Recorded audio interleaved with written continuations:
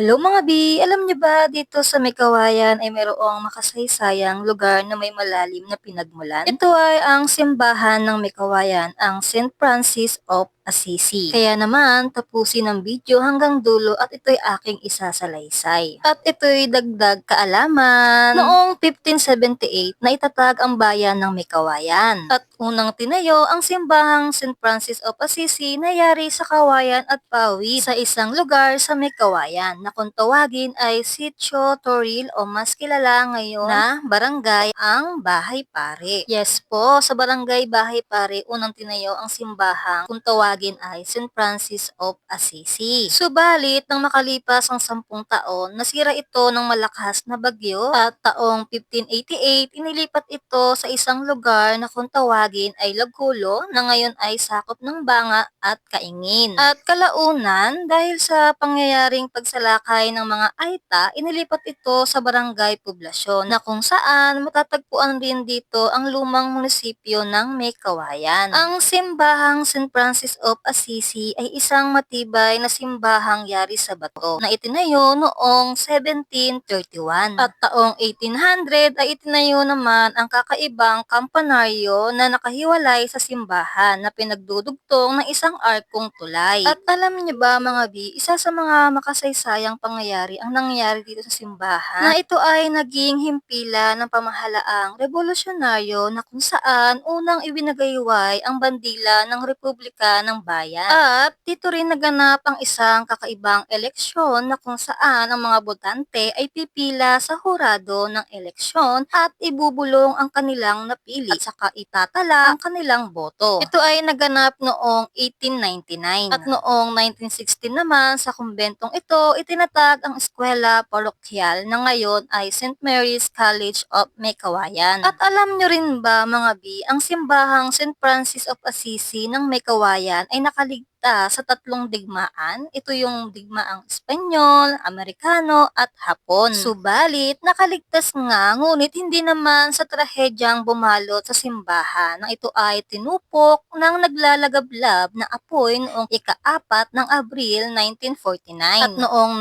1984, sa harap ng simbahan, nagtipo ng mga nagmarcha mula sa Tarlac patungong Tarmac ng Maynila International Airport bilang pagkondena sa pagpaslang kay Senator Benigno Aquino Jr. nang harangin ng mga ito sa Malanday. Ang simbahang St. Francis of Assisi ay ang pinakamatandang simbahan at pinakamalaking simbahan at ito ay ang kasaysayan ng simbahang St. Francis of Assisi ng May Kawayan. Sa kasalukuyan, nanatili pa ring nakatayo ang simbahan ng May Kawayan at patuloy pa rin na nagsisilbing sandigan ng pananampalataya. Kaya naman mga B, hanggang dito na lang. Thank you for watching!